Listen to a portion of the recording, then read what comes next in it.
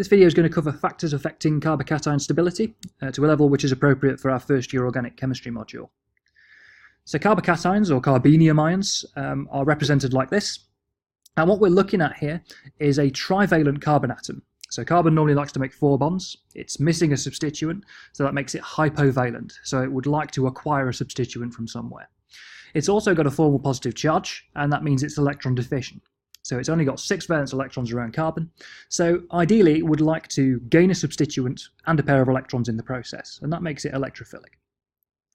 So as a result, it's a really common reactive intermediate in a lot of reaction mechanisms, and some of the ones that we'll come across in first year: SN1 substitution, E1 elimination, electrophilic aromatic substitution, the list goes on and on.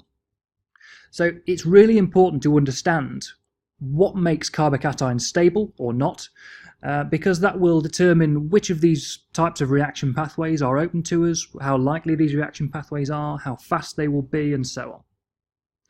So how do we make these carbocation intermediates? Well, one of the most common ways is that we lose a leaving group from saturated carbon. So here we have a group X, which is going to leave our molecule with a pair of electrons, so we're breaking the CX bond in the direction of X. And that means that this carbon here is losing a substituent, but it's also losing a pair of electrons. So it's becoming hypovalent, and it's also becoming electron deficient, and that's a carbocation. The other side of this equation, I suppose, is that the carbon X bond is breaking and X is taking the pair of electrons, so our byproduct is X minus over here. The other common way of forming carbocation intermediates is adding something to a source of unsaturation. So here we have an alkene. We're going to add an electrophile to it, and we're going to use the electrons from the pi bond on the alkene to form a new sigma bond between one of these carbon atoms and E. Now, this carbon atom over here is now reasonably happy because it's taken the electrons that it was using to pi bond to the other carbon atom, and it's now forming a sigma bond to E. This carbon atom, on the other hand, has lost a bond, so it's effectively lost a substituent, if you like, but it's also lost a pair of electrons, and that makes it hypervalent and cationic. So factors affecting cation stability. We're going to start with electronegativity. This covers basically all elements, not just carbon. But then we're going to focus on carbon and carbocations and talk about nuclear exposure and neighbouring electron density. So we'll cover all of these topics in sequence. So first of all, electronegativity. So what we mean by electronegativity is each element's specific affinity for electrons, how much it likes having electrons, how much it wants to take electrons from other atoms which are nearby or it's bonded to. So if we look at the periodic table, then we can apply something called the Pauling electronegativity scale, and every element has its own value on the scale, and they range from about 0.8 up to about 4. So the lower your value on the scale, the lower your electronegativity. So the lower your affinity for electrons. So elements like the alkali metals and the alkaline earth metals are highly electropositive, i.e. they're not very electronegative at all, meaning that they really don't care about having electrons around them. Another way to look at it is that they are happy to not have electrons, or happy to be electron deficient. So as a result, things on this side of the periodic table with a low electronegativity value form really stable cations, and you'll see a lot of lithium plus, sodium plus, magnesium 2 plus, calcium 2 plus, and so on. At the other end of the scale, if we look at things like fluorine, which is the most electronegative element that we've got, then fluorine really likes having electrons. It likes ripping electrons off of other species. So F minus, fluorine anion, is really stable. But F plus, fluorine cation, which is electron deficient, is really, really unstable because fluorine really likes having electrons, so it doesn't like being cationic. You'll notice that carbon is about in the middle, 2.55.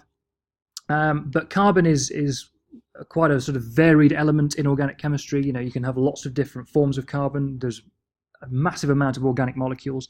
So the structure of the organic molecule the carbon is contained within will have a massive effect on how stable a carbocation is. So let's focus on those sort of factors for the remainder of the video. So the first thing we're going to talk about is something called nuclear exposure. So if we're talking about the nucleus, nuclei and atoms have an overall positive charge. That's because they're made up of protons and neutrons. Protons have a positive charge, neutrons have no overall charge.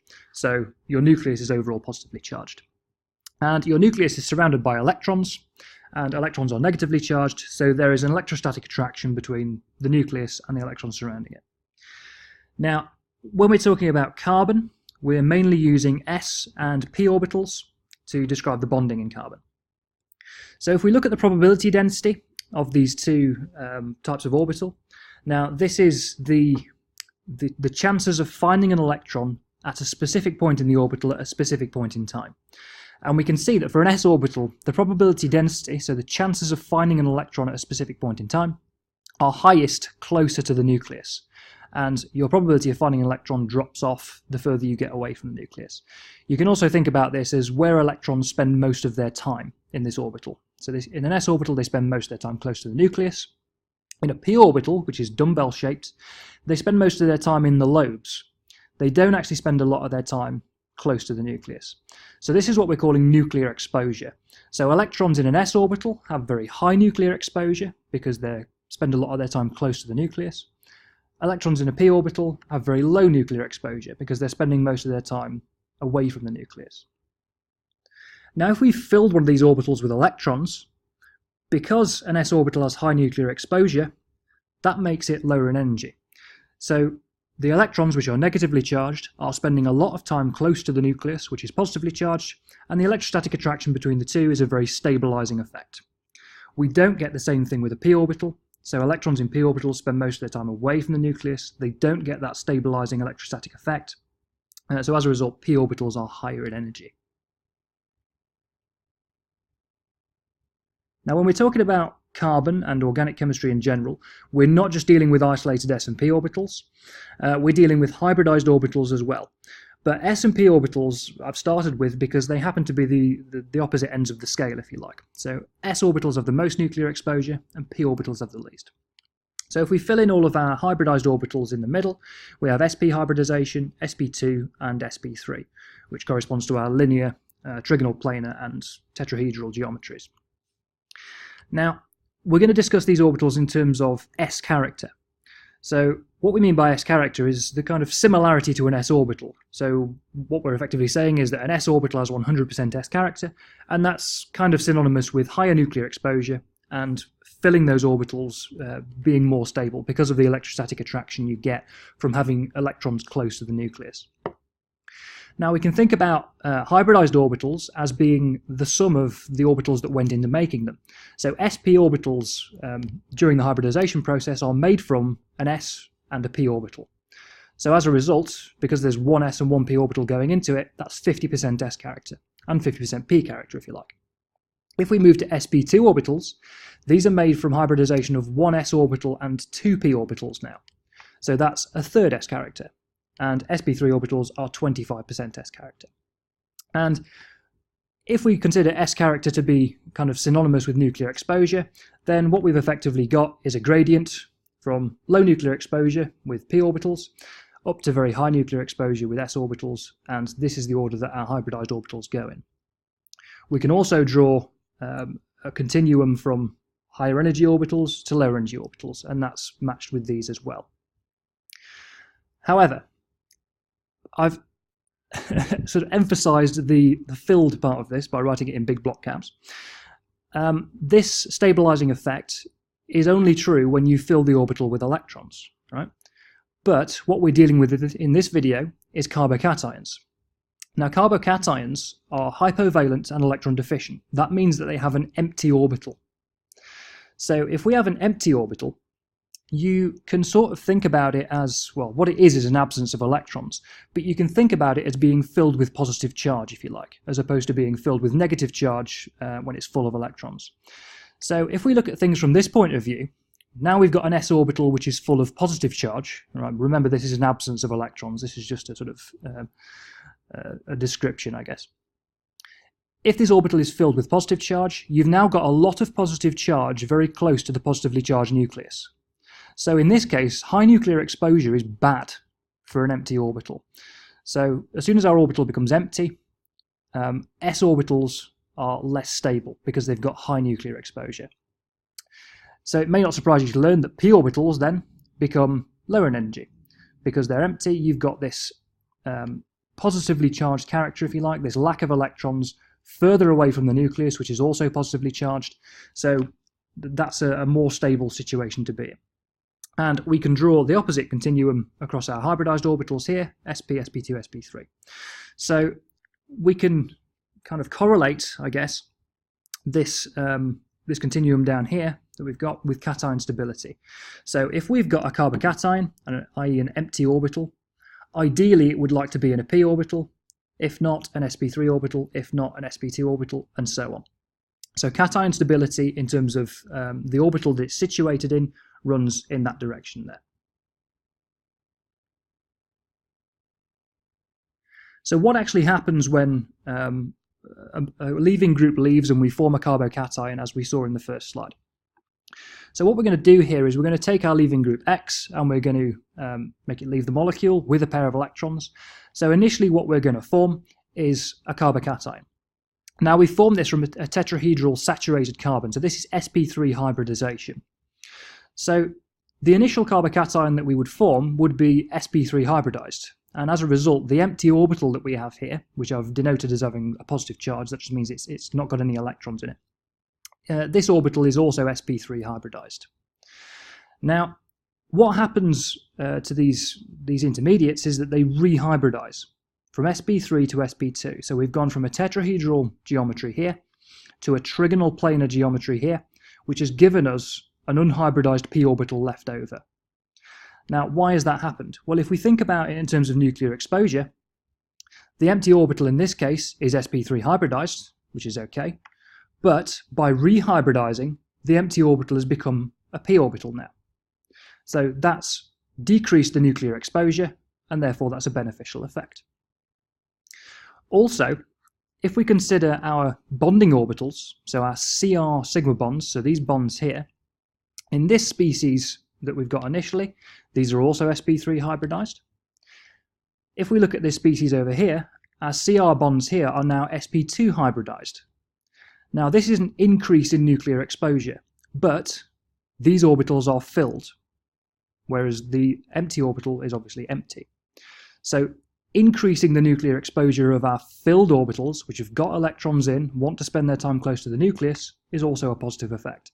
So these two effects are kind of reinforcing each other, and this is a beneficial thing for the molecule to do. As an added bonus, these are all electronic effects. There's an added steric effect as well. So your RCR bond angles, so this is the bond angle between your substituents here. In sp3 hybridized tetrahedral geometry, they're 109.5 degrees. In trigonal planar sp2 hybridization, they're 120 degrees. So your bond angles have widened. That means that your substituents are further apart. So if these substituents are very large, there's less steric interaction between them. And that's also a beneficial effect. So all of these things combine to make this a beneficial thing to happen. And this is what will happen if you form a carbocation from sp3 hybridized substrate. Initially it'll be sp3 hybridized, but very, very quickly it rehybridizes to sp2, and that's to make sure that this empty orbital is a p orbital, and also to increase the nuclear exposure of its bonding orbitals and to widen the bond angles here. Now, one final effect is that p orbitals, or empty p orbitals here, are better for orbital overlap with electron density that is adjacent. So they're better than sp3 hybridized orbitals at orbital overlap. And this comes on to the next section, which is neighboring electron density. So here we've just got an unsubstituted carbocation. We've not specified what any of these substituents are, we've just called them R. If one of these substituents has a non-bonding pair of electrons, so a lone pair, that lone pair, that electron density, can help to stabilize the carbocation. So if we change this R group to a nitrogen, nitrogen has a lone pair of electrons on it. If we represent this as a skeletal drawing as well, you'll see this is the kind of thing that I will draw in lecture slides and things, but this is the kind of three-dimensional representation.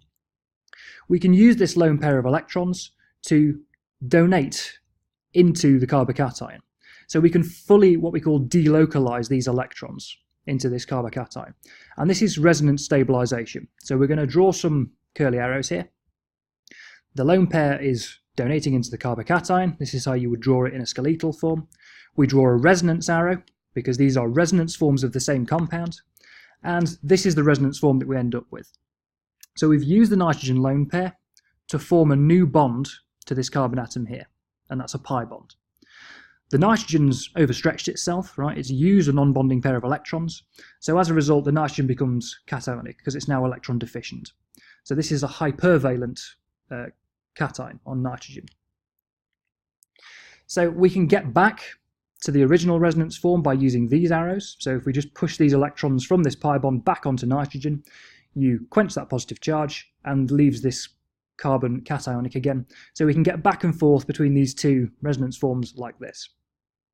So what we're effectively doing is spreading the positive charge out over multiple atoms. That's effectively what resonance stabilization is. And this is a highly stabilizing effect. This is one of the strongest stabilizing effects that cations have. So any cations that form adjacent to a lone pair will generally be highly stabilized, and therefore they're more likely to form, they're more likely to happen. It doesn't have to just be nitrogen. We can do this with oxygen as well, right? It doesn't matter. As long as there's a lone pair of electrons there, you can stabilize the adjacent cation and draw resonance forms which look like this. It doesn't just have to be non-bonding pairs of electrons. We can borrow electron density from adjacent pi bonds as well. So if we draw a structure here we have a carbocation and we have an adjacent double bond, which is a pi bond. So we've got this pi orbital here. Again, I'm going to draw this out as a skeletal structure. We can donate the electrons from this pi bond across into the cation, and we would draw it like this in a skeletal form. Again, these are resonance forms of each other. They're resonance forms of the same compound. And what we'll end up with is this. So we've effectively moved the double bond across from here over to here. And now this carbon over here has become cationic. So these are two resonance forms of the same compound. And we can, again, get back to where we were before by pushing the electrons back in the opposite direction. So having any kind of pi electron density adjacent to a cation is also going to be stabilizing, because you can draw these two resonance forms. And again, you're just spreading out the positive charge over multiple atoms. So if we've got sigma bonds adjacent, it's very tempting to be able to say that you can donate electron density from adjacent sigma bonds, but this is not a resonance form, right? This is not a resonance structure. You've broken the molecule into two. This is actually a chemical reaction that's occurring here. So we can't do this kind of resonance stabilization with sigma bonds, but we can do something similar. And this is called hyperconjugation. So anytime you've got sigma bonds on an adjacent carbon, so we're not dealing with the sigma bonds which are directly connected to the carbocationic carbon, we're dealing with the sigma bonds which are next door, they can partially donate. So just aligning these orbitals, a filled orbital with an empty orbital, is a minor stabilizing effect. And the more of these sigma bonds you have, the stronger the effect gets. So this is called hyperconjugation, and it happens whenever you've got substituents adjacent to your carbocation. As I said before, hyperconjugation is a relatively weak effect. It's much weaker than resonance. So resonance stabilized cations will always be more stable than ones which are just stabilized by hyperconjugation. So the more adjacent sigma bonds we have, the stronger the hyperconjugation is, and the more stable the carbocation is, so the more likely it is to form. So if we look at methyl cation has no adjacent sigma bonds. Again, we're not discussing the sigma bonds which are directly connected to the carbocationic carbon, because these ones are at 90 degrees to that p orbital, so they can't overlap with it. We're looking at the bonds which are on adjacent carbons or adjacent substituents. So here we have 3 sigma bonds on adjacent substituents. So primary cations, not particularly stable, only a little bit of hyperconjugation. The stability increases when we go to secondary carbocations. These start to become synthetically viable now, because we've got 6 adjacent sigma bonds for hyperconjugation, and the most stable cations in terms of hyperconjugation are tertiary ones, because you've got the full 9 sigma bonds that can hyperconjugate with this cation. The final effect is induction, and I've chosen to discuss this in the same breath as hyperconjugation because it's kind of to do with sigma bonds as well. So The two major electron withdrawing or donating effects are resonance and induction. And induction is a substantially weaker effect, but the more adjacent sigma bonds we have, the more inductive effects we have. So what do we mean by inductive effects? Well, effectively, if we look at methyl cation, this carbocation here will be drawing electron density away from any of its substituents. So it's pulling electron density out of this hydrogen towards itself.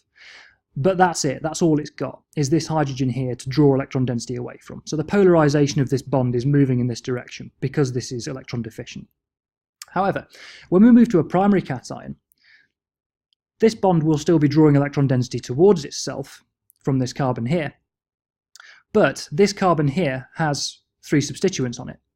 So when this electron density is pulled away from this carbon can pull electron density away from its substituents as well. And that's a more stabilizing effect because you've now got more electron density inductively being pushed into this carbocation. So the trend for hyperconjugation is mirrored in that of induction. So the more adjacent sigma bonds you have, that's the more sigma bonds you've got that can inductively push electrons through these sigma bonds onto the carbocation.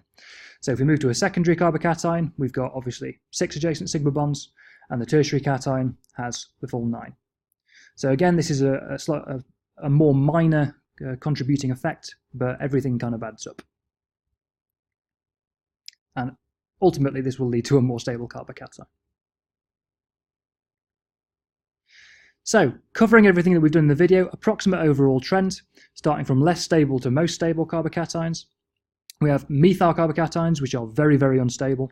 Primary, secondary, and tertiary alkyl carbocations, which are unstabilized by anything other than induction and hyperconjugation. We then move into resonance, so we have allylic carbocations, ones that are adjacent to carbon-carbon double bonds. Benzylic carbocations are slightly more stable because you've got more double bonds that you're conjugated with, so the more resonance forms you can draw for a structure, the more stable it will be. And then we have ones which are lone pair stabilized because you're now using non-bonding electrons as opposed to bonding electrons, so they tend to be a bit more forthcoming in their electron density. So everything down here is induction and hyperconjugation, everything up here is resonance. Obviously you can get combinations of all of these things, so I've drawn all of these guys as being tertiary. So obviously you've got tertiary hyperconjugation in all of these structures as well. You could get primary cations which are lone pair stabilized and so on. Everything kind of you can draw from whichever of these manifolds that you like. So this is the overall trend, and the more stable your carbocation is, the more likely it is to form, so the more viable your reaction pathway is likely to be.